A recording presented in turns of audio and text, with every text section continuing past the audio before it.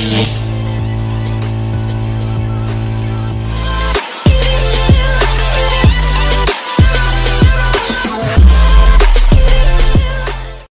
tidak jauh dari itu, laki-laki itu langsung mengerem dan menjatuhkan ponselnya. Ia hampir saja menabrak Mira, dan Mira pun tergeletak di aspal. Bukan karena ia hampir ditabrak oleh mobil mewah, tapi Mira tak sadarkan diri karena sudah tidak kuat lagi menopang tubuhnya yang sangat lelah dan menahan rasa laparnya. Lelaki itu segera memperhatikan mobilnya dan mengambil ponselnya yang terjatuh. Dia keluar dari mobil menggunakan senter ponselnya. Ia mengamati wajah Mira yang terlihat pucat. Astaga, aku telah menabrak seseorang. Apa dia telah meninggal? Pikir Revano, lelaki yang hampir menabrak Mira. Revano segera mengecek nadi dan merasakan kalau Mira masih hidup. Setelah memastikan ia masih bernafas, Revano pun kembali masuk ke dalam mobil tanpa menolong Mira. Ia meninggalkan Mira yang masih tergeletak di aspal. Namun sebelum melajukan mobilnya, ada perasaan kasihan yang masuk ke dalam hatinya. Mengingat ini di tepi hutan, tengah malam dan sangat sepi. Mungkin saja ada binatang buas yang akan menerkamnya atau ditemukan oleh orang jahat. Revano pun kembali turun. Ia membuka pintu penumpang belakang dan menggendong Mira. Ia meletakkan Mira di kursi belakang. Kemudian ia melanjutkan perjalanan ke kota Surabaya. Lagi-lagi Mira harus kembali ke kota yang membuatnya hancur. Di sebuah hotel di Surabaya, Revano memesan satu kamar untuknya dan gadis yang tidak ia kenal. Ia menggendong gadis itu ke kamar. Untung saja malam sudah sangat larut, jadi hanya petugas hotel yang melihatnya. Sementara barangnya dibawakan oleh pelayan hotel. Ia membaringkan Mira di tepi ranjang. Kemudian ia masuk ke dalam kamar mandi untuk membersihkan dirinya. Setelah selesai, Revano pun keluar. Ia berdiri di tepi ranjang memandangi Mira yang entah terlelap atau pingsan. Yang pasti dia masih bernafas. Di mata Revano, Mira merupakan sosok gadis yang tidak cantik. Tapi jika dilihat seksama, ia terlihat manis. Walau bibirnya pucat, ya selera Vano memang tinggi. Revano duduk membelakangi Mira yang masih tak sadarkan diri. Perasaannya gusar, detak jantungnya berdetak sangat kencang. Nafas pun sedikit memburu. Vano melihat ke arah Mira dan perlahan tangannya menyentuh pipi Mira yang terasa dingin. Tidak lama kemudian Mira pun mengerjap-ngerjapkan matanya. Tubuhnya masih terasa lemah dan ia pun tersadar. "Kamu sudah tersadar?" tanya Vano yang melihat Mira membuka mata. Mira menoleh ke arah suara dan di sana duduk seorang lelaki dengan mata yang menatapnya tajam, dengan hidung mancung, rambut hitam, dan wajah yang tampan di mata Mira. Vano berdiri dan agak menjauh dari Mira. Mira bisa melihat kalau selain tampan, putih, dan mancung, ternyata Vano juga sangat tinggi. Mira kaget melihat laki-laki asing bersama dengannya. Mira pun berteriak, namun dengan cepat Vano membekap mulut Mira. "Shh, jangan berteriak, aku tidak akan macam-macam denganmu," bisik Vano. Jangan-jangan Mira pun langsung mengecek pakaiannya yang masih tertutupi selimut. Setelah melihat pakaiannya masih lengkap, ia pun mengeratkan selimut itu untuk menutupi tubuhnya. "Apa yang kamu pikirkan, ha?" tanya Vano. "Kamu pikir aku menyentuhmu?" "Ya, aku memang menyentuhmu saat aku menggendongmu semalam. Tapi maaf, seleraku bukan gadis kampung kayak kamu," ujar Vano yang malah membuat Mira bisa bernafas lega. "Terima kasih Tuan sudah menolongku," ucap Mira dengan gelagapan. "Ternyata kamu tidak bisu. Cepat bangun dan pergi dari sini." Vano beranjak dari posisinya dan merapikan barang-barangnya. "Tuan, ini di mana ya?" tanya Mira. "Hotel. Kalau kamu masih mau di sini silahkan, tapi bayar sendiri nanti. Saya harus terbang ke Jakarta," ucap Vano. Mendengar kata Jakarta, Mira ingin pergi ke sana. Lebih baik lari sejauh mungkin karena kalau masih di sekitar sini, ada kemungkinan ia masih bisa tertangkap dan siapa tahu ia bisa menemukan kakaknya di Jakarta. "Tuan, apa saya boleh ikut?" ujar Mira. Namun Vano langsung menatap Mira dengan tajam. "Maksud saya bukan ikut Tuan, tapi Tuan hanya perlu memberitahu saya cara membeli tiketnya. Saya akan urus sendiri nanti." "Memangnya kamu punya uang?" tanya Vano. Mira mengeluarkan uang 200.000 dan cincin yang diberikan oleh bapaknya. Itu sudah semua yang saya miliki, Tuan." Vano mengambil cincin itu dan menaruhnya di dalam jas miliknya. Lalu ia sibuk dengan ponselnya. "Namamu?" tanya Vano tanpa menoleh ke arah Mira. "Nama saya Latifah Mira Naila Balkis, Tuan." Vano melirik pada Mira sekilas, lalu fokus pada ponselnya lagi. Terdengar bunyi dari perut Mira dan ia hanya bisa menunduk malu. Mendengar hal itu, Vano pun memesan beberapa makanan. Tak lama kemudian terdengar suara ketukan dan Mira segera membuka pintu. Ternyata seorang pelayan mengantar sarapan lalu pergi. "Duduk sarapan," ujar Vano. "Kita harus segera berangkat." Nada perintah dari suara lelaki itu. Mira menganggukkan kepalanya. Ia duduk di sofa berhadapan dengan Vano yang menikmati sepiring nasi goreng dalam diam. Dengan rasa lapar yang ia tahan dari semalam, dengan lahap Mira menghabiskan nasi goreng yang ada di hadapannya. "Tuan, kenapa sarapannya tidak dihabiskan?" tanya Mira. "Tidak, saya sudah kenyang," jawab Vano. Lelaki itu menatap Mira dengan satu alis terangkat. "Kenapa? Kamu mau makan sisaku?" tanyanya heran. Mira menggelengkan kepalanya. Mira selalu saja mengikuti setiap langkah lelaki itu kemanapun dia pergi, seperti anak ayam yang takut kehilangan induknya. Vano berhenti melangkah dan langsung mendelik kesal saat Mira menubruk punggungnya. Setelah check-in, lelaki itu memberi Mira boarding pass lalu menuju gate. Mereka menunggu pesawat. Mira duduk di sebelahnya dengan ransel sebagai penghalang. Lelaki itu tampak selalu sibuk dengan ponselnya.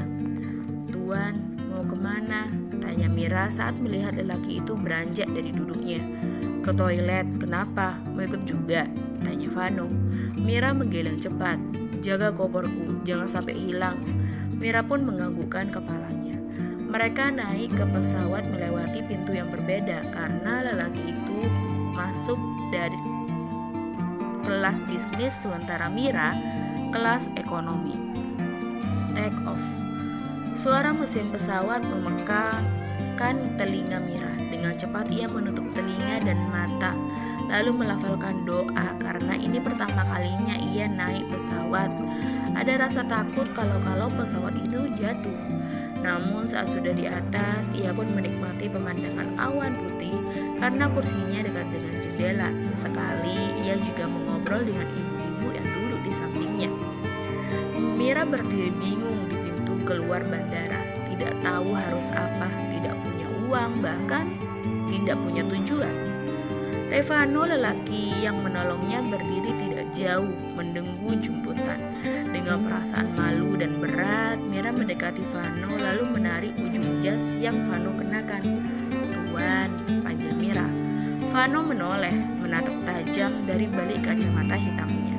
"Saya boleh pinjam uang tidak? Nanti akan saya ganti," ucap Mira tertunduk malu sembari memainkan ujung kerudung panjangnya. "Kamu punya tujuan?" tanya Vano.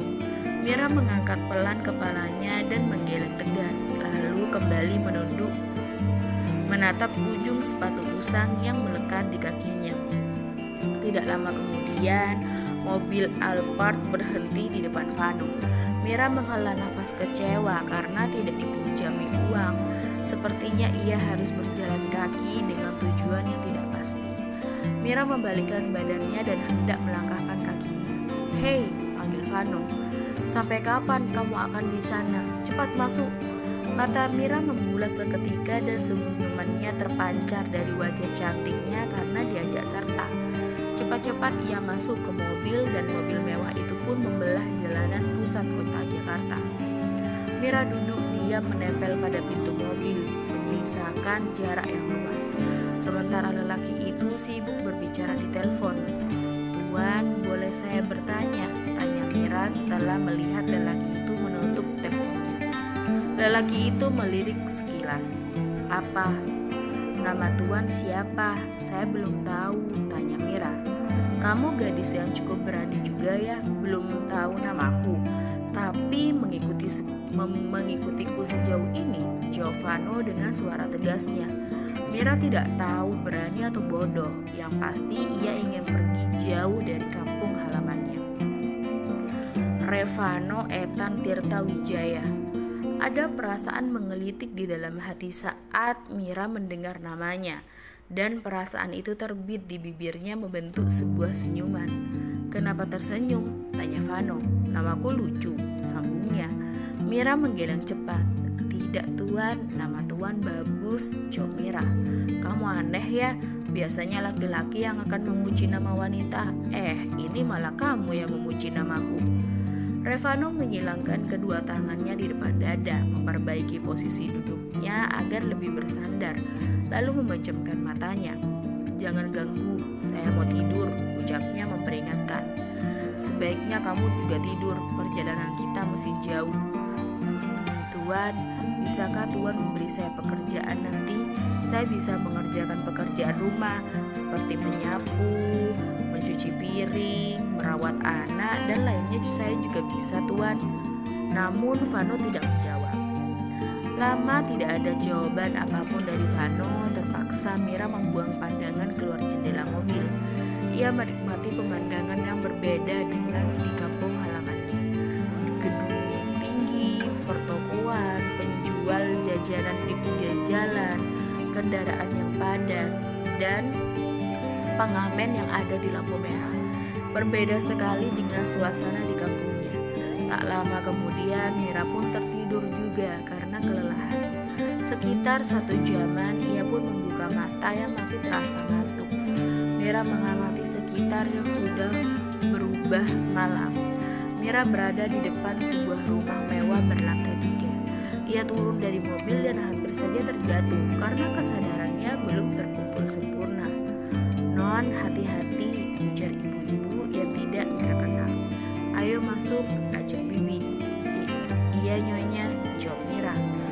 Jangan panggil saya Nyonya, saya pembantu di rumah ini, panggil saja saya Bibi Tuti.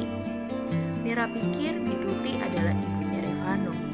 Mira mengikuti wanita itu dengan mengucap salam dengan pelan. Ia masuk dengan kaki kanan dan dalam hati ia bersalawat.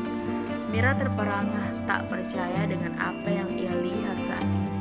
Rumah yang begitu mewah ia masuki.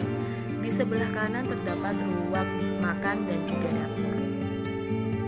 Non, tidak apa-apa kan kalau kita sekamar? Tapi siapa nama Non? Tanya Bituti.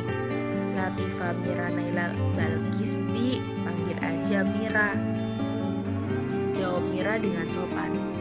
Tidak apa-apa kan kalau kita sekamar? Tidak apa-apa Bi, malah Mira berterima kasih, jawab Mira diikuti dengan senyuman. Non Mira dari kampung ya, kata Tuan Vano. Nona mau bekerja di sini ya. Bibi bersyukur ada teman, soalnya selama ini Bibi kewalahan beresin rumah Tuan. Apalagi rumah ini kan luas sekali, belum lagi mengurusi Nona Lili. Apa tidak ada pembantu yang lain Bi? Dan siapa itu Lili? Tanya Mira penasaran.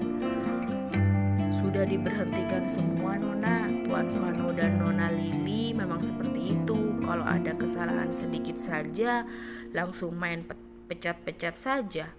Mira tidak terlalu memusingkan hal itu. Ia terlalu senang karena Vano memperkerjakan dan memberinya tempat tinggal. Tadinya ia berpikir ia akan luntang-lantung di jalan.